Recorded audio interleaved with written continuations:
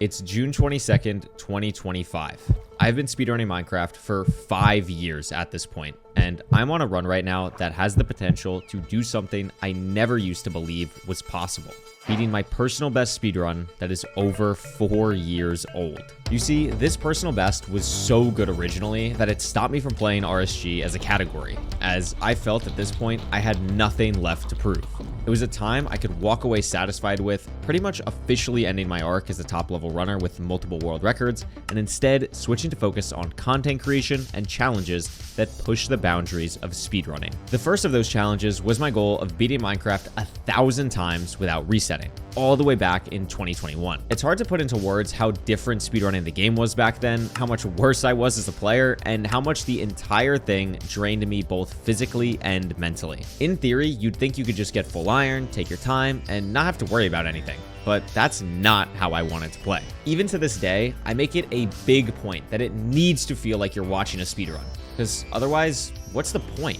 So after 6 long months of not even knowing if I could push through, we finally completed the 1,000th run, and it truly felt like a beautiful conclusion to the entire experience. That was until I realized how much I deeply missed no reset speedrunning, and I made a big decision. On New Year's Eve of 2022, I decided on a new goal to work towards. Not 1,000, not even 10,000, but 100,000 no reset speedruns. It was a massive undertaking, and one I knew I'd be committing the rest of my life to, really. But I was okay with that. It was no longer about the finish line for me, but truly about the journey and how I can handle adversity and pressure as I go through the entire challenge, trying to improve along the way. Fast forwarding back to June 22nd, 2025, and I'm well over 6,000 runs towards this goal. But the speedrun you're seeing isn't about the long-term goal anymore. It's about achieving the unthinkable. This run, a world in a continuous line of beating the game 100,000 times, has the potential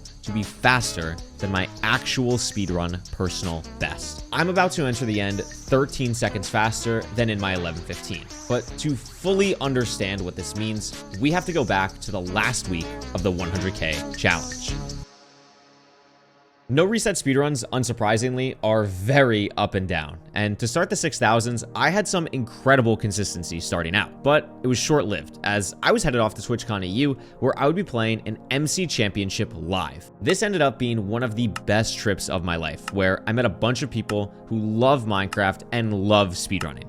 And if you are one of those people, truly, from the bottom of my heart, thank you. I came back from that trip motivated to play better than ever before, and I felt like I had a lot of momentum going back into the runs. But instead of keeping any of that momentum, it felt like I had just ran into a total wall. A lot of my momentum in No Reset is kept up by continuously playing and keeping the same rhythm, patterns, muscle memory, etc. So although TwitchCon was incredible, coming back after 10 days of not touching Minecraft speedruns was challenging, to say the least. Almost immediately, I had back-to-back runs nearly 40 minutes long, followed up by a 35-minute disaster the next day into 2 more horrible runs that, although didn't end up being over 30 minutes, were horribly played and were carried by the seeds, just keeping them afloat after bad deaths. I definitely thought I might struggle for maybe a day after vacation, as I was definitely rusty, but 3 days, especially after all the momentum I had going into TwitchCon, it was infuriating. On June 14th, about a week after my trip, I had one of the worst days since the original 1,000 runs. I had 3 runs over 40 minutes, all with a death. Ever since some terrible speedruns in the original 1,000, I've made it my biggest priority over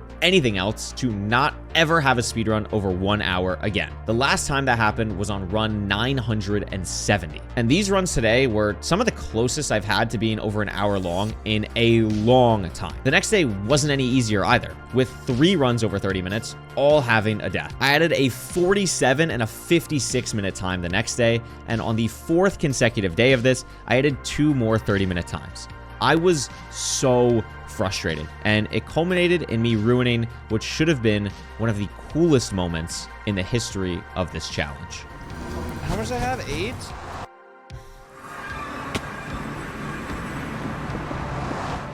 When was the mansion stronghold? It was in the original 1K. It was like run like 800. Am I stupid? Am I dumb?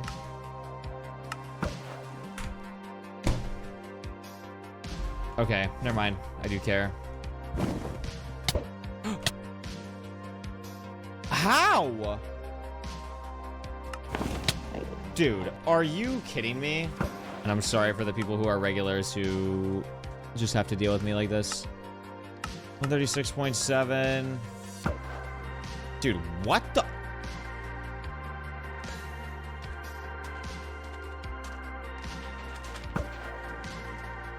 Dude, the eye going down originally would have been crazy enough on its own. But the fact that this happened in back-to-back runs where I am just too down on myself, too lost to fully appreciate and respect the moment that I can't soak in the moment properly either, just ruined me. These are the crazy moments that define the fun of no reset speedrunning.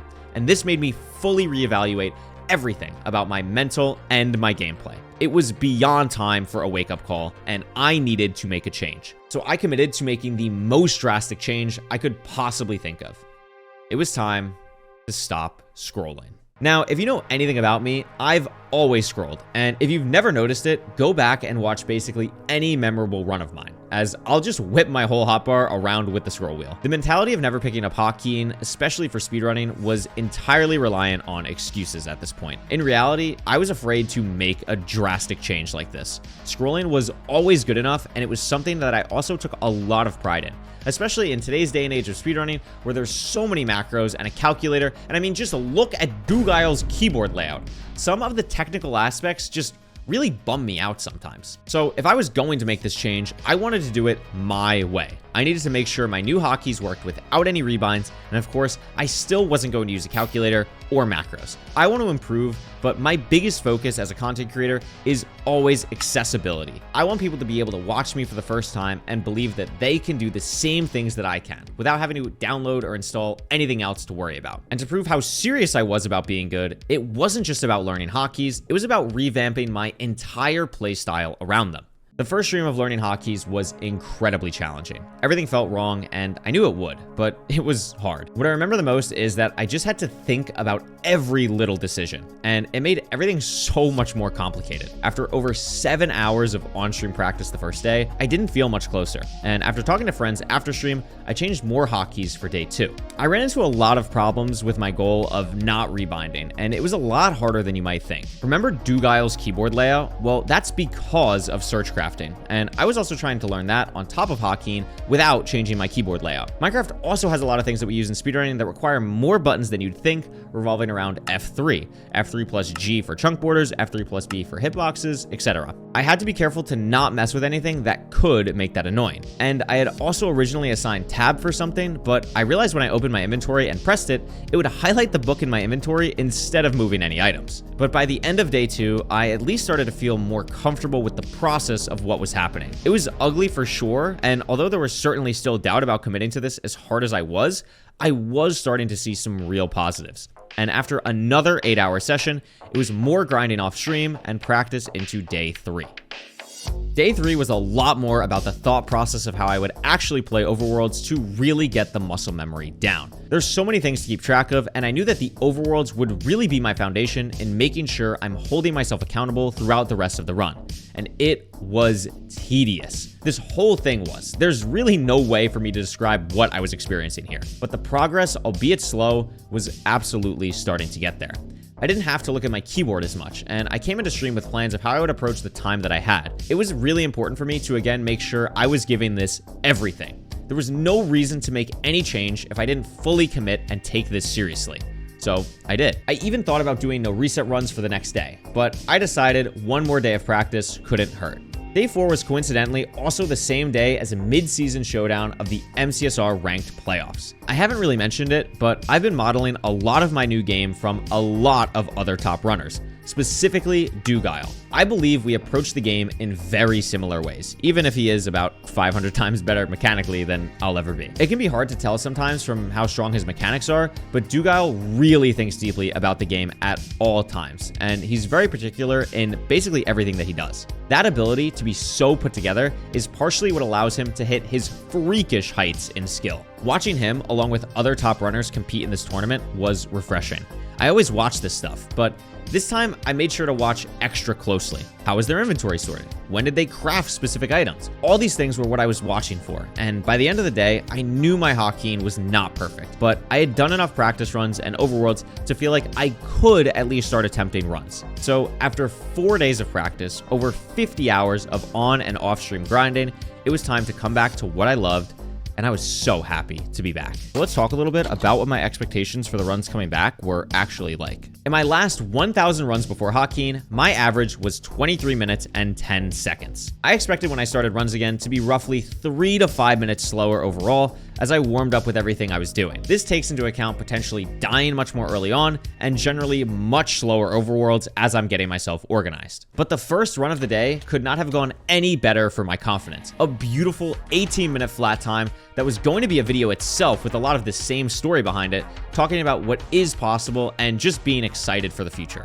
And although the next run was slow, I strung together some solid runs where the most important stat to me was that I hadn't died yet. I could also tell throughout the worlds how much I was really only scratching the surface with all of the new elements of my gameplay. The flashes were already there, and I knew how much better I could become. After a large amount of doubt during the training days, I felt confident, and I was fully bought into the vision, no matter how long it would eventually end up taking. Little did I know that on the very next run, I was going to roll a seed that was going to test absolutely everything I had been working on under unimaginable pressure. If I know anything about no reset though, it's about rolling with the cards you were dealt, and I was about to be handed pocket aces. I just had to not fold.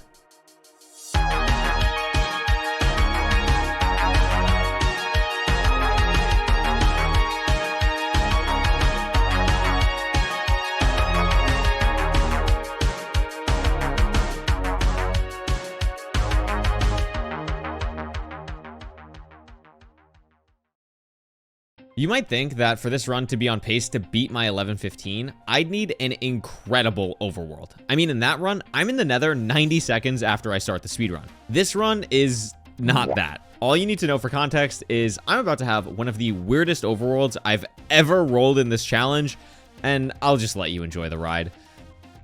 Oh my god, it's world record, GG. 9 spruce log, 4 potato world record. Category killed. And a sign. Okay. Is there anything? Oh my god, there's a blacksmith. Bang. Oh my god. I have 24 wood. Sure. Is there a golem? Dude, I'm so overwhelmed. I don't think there's a golem. Large fern. There's another village. Wait, I'm just going there. So obviously, this is not all the resources I need to enter the nether, but it is helpful. My food is already sorted, I have some extra explosives, and I have 27 logs of spruce wood, which is a ridiculous amount of blocks. In top level speedruns where the meta is resetting for a buried treasure, a lot of the time runners get TNT or extra iron to make shears and have a lot of blocks to mess with. In this situation for me, these 27 logs can serve the exact same purpose, and I'm off to my second village, hoping for something to send this run to the next level. Most normal hotbar at 1 minute 30 seconds and no reset. Like, what is this, dude? No, like, really? Like, how do I organize this? Oh, I could do, 2, 3. Uh-huh. Yeah, no. Okay. Yeah. Yup.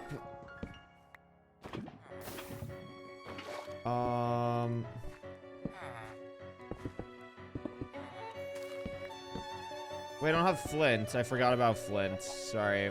In my shock over the blacksmith chest, I make the biggest mistake of the entire run and build my portal at the closest space of water that I see, completely forgetting that I have no flint to actually light the portal. If I had a bit more awareness of the situation, I would have realized a way better spot to build this portal was right next to the blacksmith, where I could have grabbed flint super easily as well. Instead, because of the mental strain of Hakeem for the first time, along with the insanity of that chest, I make a pretty rare mental error that ends up costing me roughly 10 to 15 seconds and putting my nether enter at almost exactly 3 minutes flat. But there's no time to dwell on that, because I'm about to roll one of the greatest nethers in the history of my 100k challenge. Okay. Okay. This is the sub 10, and I rolled the sub 10 when I'm not, like, ready. That's insane. This is the best seed I've ever rolled, period. It's not gonna PB or anything. Like, this is the best seed I've ever rolled, period. Wait, where are the freaking guys?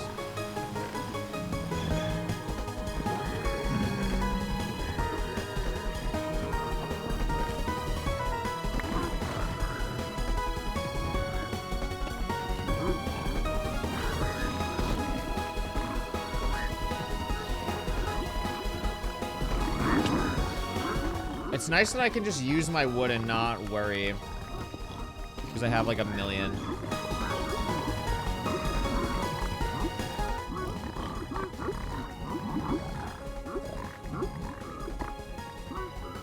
I have 22. I have 11 pearls.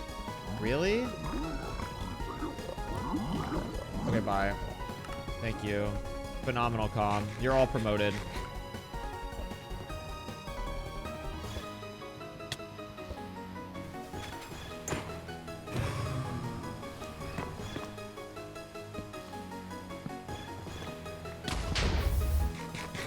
It's actually insane that this happened on this day.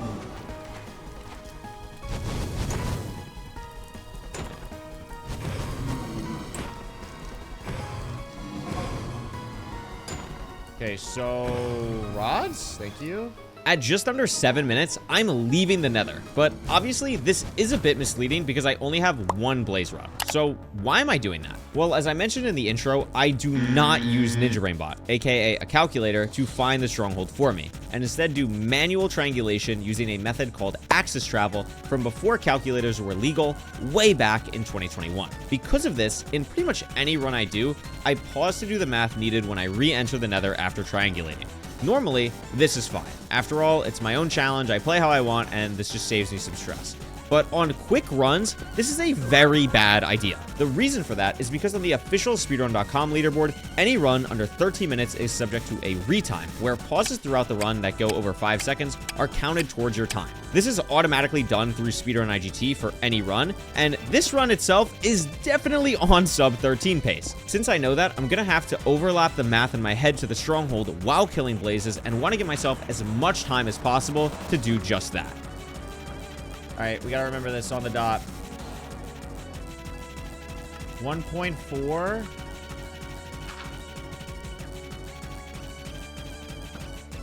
It's gonna be far. I'm basically at 0, 0. 0.8. 0.6. I just have water still. Do I need wood? No. No, I don't need wood. 233. While I'm killing blazes and doing math, now is a good time to point out a bit more in detail a lot of the things I spent a ton of time practicing. This was the first run where I really had to put it all together under serious time pressure. So things like clearing my inventory and crafting everything I needed through search crafting was things that I was really focused on. One of the bigger changes too was using the iron sword from the blacksmith in my blaze killing, and these were all things that I had practiced. To be fully honest, they probably lost me more time than saved at some points, but I was not going to default back to what was natural for me. It was important to set the standard for the future and commit to what I was learning. I was also quite happy with how quickly I cleared the blaze spawner with the double blaze bed and building out the soul sand platform. And before I knew it, after 3 more blaze kills, it was time to head to quartz.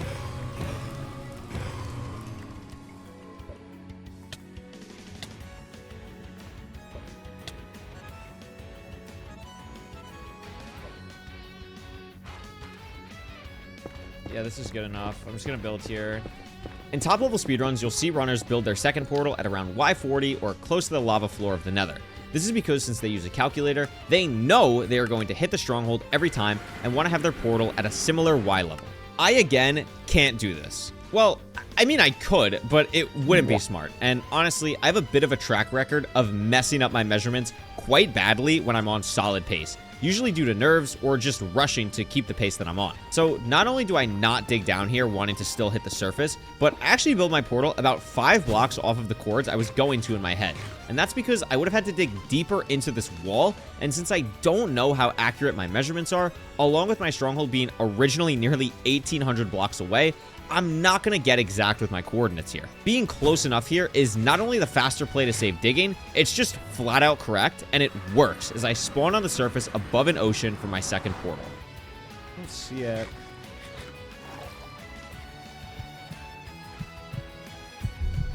Oh my god.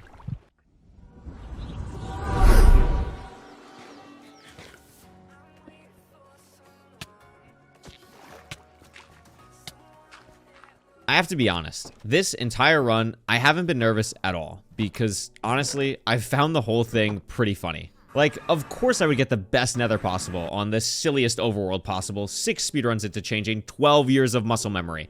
Why wouldn't I? So I didn't really put any pressure on myself at any point because it was more about practice and just going through the motions until now. When I saw the portal room exposed, I was instantly teleported back to 2021. And I remember how I felt back in that moment when I saw the 11:15 portal room. The absolute shock that I experienced, realizing that this was the run to beat my 14:36 former world record, that all the pressure was turned up to another level. And here I am, 4 years later, in the exact same situation. I have the power to close out this speedrun and do the unthinkable, beating my PB without resetting. It has taken over 6,000 speedruns to get to this point. There is no telling when I will be lucky enough to roll a seed with the potential to do this again. There's no wall I'm resetting on. It's not going to be tomorrow. It could be decades. And as all of this is processing in my head, I have no choice but to do everything in my power to close this out. Through the now very apparent anxiety, fear, and anticipation, I knew what I had to do. My name is Couriway. My PB is not an 11-minute, 15-second time from May 12th, 2021.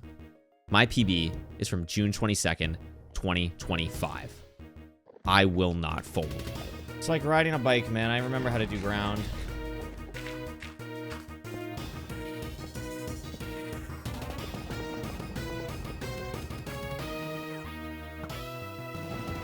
Or whatever. Take this out of my offhand.